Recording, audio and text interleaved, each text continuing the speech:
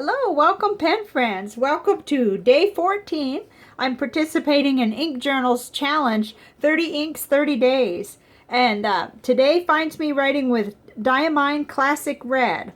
Kind of continuing my comparisons of reds and writing with this all day. So let's get started by starting off our little, it's Rhodia dot pad with writing on this ink, and let's put it in the bath test so that we can have that working while I'm showing you what came out of so far of writing with this ink. There we go.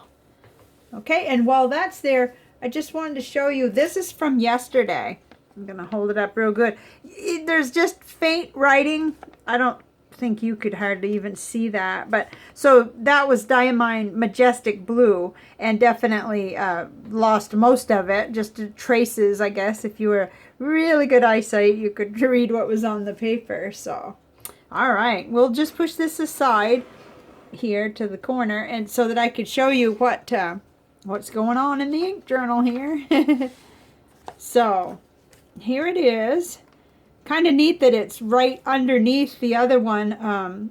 This was the Thief's Red, KWZ Thief's Red, and then this is today the Diamine Classic Red.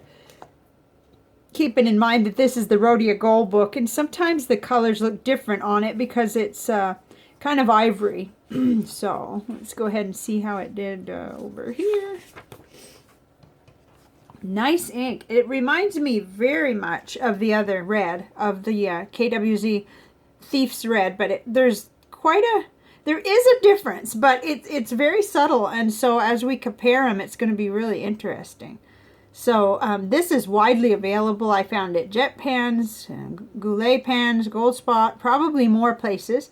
I like the fact that it can be found in the 30 milliliter bottle, so that's smaller. And this does appear to me a lot like the other red. It's very true, kind of a Christmas red color that I've been looking for. So it's really nice. And my sample came from Goulet Pens. I bought it there. I combined two, so I have, I think, about 4 milliliters of it. So let's see. Oh, that's really disappearing, huh? I can already tell. But let's see how it did in the Cafe Note. This is with the Tomoe River paper that I love. Let's see here. I got that blotter page in there. I wasn't sure what it was going to do. It's very nice. I was wishing that I had it side by side with the other ink on here, but I think I figured out a way to kind of fold the page and compare it. Because as you know, I'm looking for red ink. I'll show you in a minute the other place that I'm categorizing it. But so it wrote real good, and I continued to log in my progress there. But let's look back, because I think it was day 8. I kind of fold the page, and I can get a little bit of a better comparison of the two, of the KWZ Thief's Red and the Diamine Classic Red. It's very similar. Very, very similar, and depending on how I hold it is what you're going to see. So, but I think as we go forward and we look at the other chart there, I'll be able to show you more. So let's see here. Okay, so we've got it on the envelopes, and there, as expected, there was feathering on the envelope because that's a broad nib. So, but we've got these building, and we'll do a water test toward the end, and it did, of course, fine on the Clairefontaine Triumph envelope. Okay, and then as usual on the Leuchtturm, it did just really fine. Looks good. No bleed through or anything on that. And then this is the Clairefontaine, the smaller notebook I have. And I like it on that too. With the broad nib, it's good on this paper. I'm not sure how I would like it in a finer nib. And then the Office Depot College Ruled notebook, it did just fine on there too. No bleed through, and it's a dark red ink, so that was pretty good, I thought. Same here on CVS Caliber paper, filler paper. No feathering, no bleed through. It looked real good. I may have laid that on top of something else because I know that's not bleed through. Okay, and then here's the Rhodia dot pad. I'll hold it up so you can see it. Look good on there too. In fact, there was a little more shading on that paper. It's more ink resistant, probably that's why. And it looked good, so there we have that. Now, I got two different experiments going here. Let's see. Okay, so on this one, I have this Diamine Classic Red down here in the corner, because I did it the same day I realized that they were very similar. KWZ Thieves Red.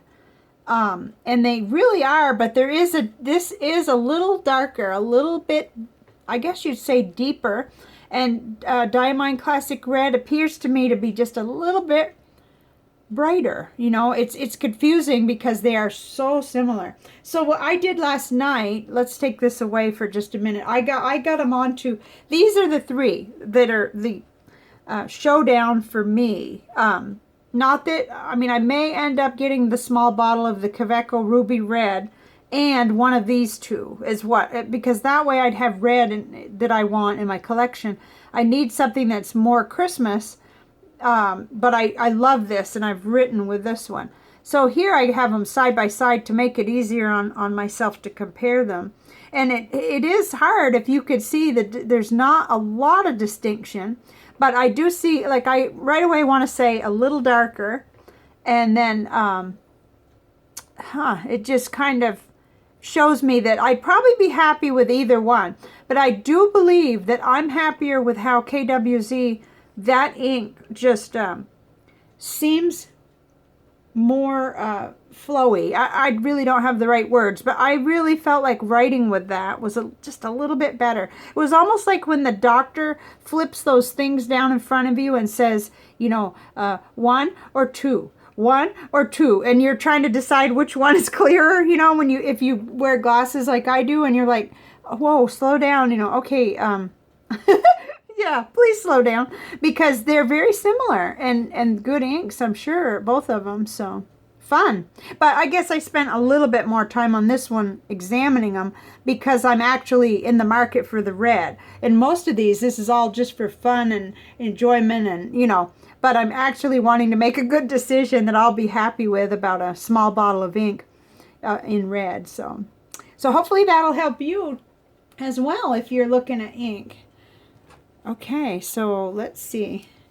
Let's pull this back over and see what's going on. Oh my, yeah, we have the disappearing act here. So that's typical and normal, but I don't see any trace of the writing. So that's a typical fountain pen ink. So there you have that. Now, I wanted to show you one more thing before I close today. I wanted to show you, people have made comments like, you know, oh, I don't want the 30 days to end, and I don't either. And they're not gonna, it's just that I probably won't be making daily videos, but yesterday I had a package come in the mail, and I got this wonderful gift of 11 ink samples. Isn't this amazing? I just had to play. I just had to get out my paintbrush last night and do this so I could look at what I had, you know, what came through the door. And it's just amazing. And I thought about how much fun it would be, you know, after the 30 days are over to take these and go through them. And then I thought, oh my goodness, I've been missing the boat the whole time on the ink flights, because I've just skimmed this very surface showing you in my ink journal. I guess you probably remember how I've been doing it. I'll show you know, I've been doing something like this, and you know, looking at them after we index them, you know, and sometimes I've come back on, and then you know, then I come in and do a little bit of testing and everything. But I like how we're doing it now better, or how I'm doing it now better. I'm getting a view of how each ink compares to other colors, and of course these are all different color families, and some of these represent inks I've never used, like Franklin Christoph. I've never had a sample of that. I've never had that I can remember, a Pelican Edelstein. I've never had that kind of ink. I have had some Colorverse thanks to Ink Flight. So I just want to say a big thank you to the pen friend that sent this package, and your letter is on its way, a thank you letter and everything. I don't want to I don't want to embarrass people, but I do want to honor and thank people. My goodness, a gift like this what joy for all of us to see these colors. Right away, I got confused and wondered if I'd made a mistake when I put these down. If you notice, see how this ink here is called Brown Pink, KWZ Standard Brown Pink. And I thought, oh, that looks purpley, right? And then up here, it said Robert Oster Hippo Purple. And I thought, oh, that looks brown pink. Oh my goodness. So I got the examples back out and I started to make sure. And then I even went online and saw a few reviews to make sure that I was actually looking at what I thought. But it's so interesting. But that does look like Hippo Purple. I've been to the zoo. It's been a while, and that does look like what a hippo looks like, but it's so interesting. Anyway, that's just the first thing. And then oh my, when this color came out, I was surprised, and I had been very careful with my paintbrush, you know, to make absolute sure on paper towel that it was rinsed and dried and wasn't leaving any trace of the color before. So, but isn't that neat how the brighter, oh my goodness. And the Colorverse Supernatural, oh my gosh. I mean, that's interesting. And I've never seen an ink like this one. The J. Arbonne Encre, or, you know, it's I guess a subtitle of their inks. There's 2 of them from that. So these are all beautiful and unique. So you'll be seeing more of these, and I just wanted to say that. And not to worry, because I seem to have found the niche that I really enjoy. Now, tomorrow is going to be... yeah, that's gone completely. Tomorrow's going to be Lamy Violet, and I had cartridges that I harvested into an ink vial, and so I've got a pretty good amount, maybe 2 or 3 milliliters, and I just love the ink. I had it for a long time in my Conklin Durograph, and but this is what we'll be writing with and looking at and comparing tomorrow. So thank you very much for joining me. And I hope I haven't forgotten anything. I got this feeling like I have, but hopefully not. So thank you very much, and I'll see you tomorrow.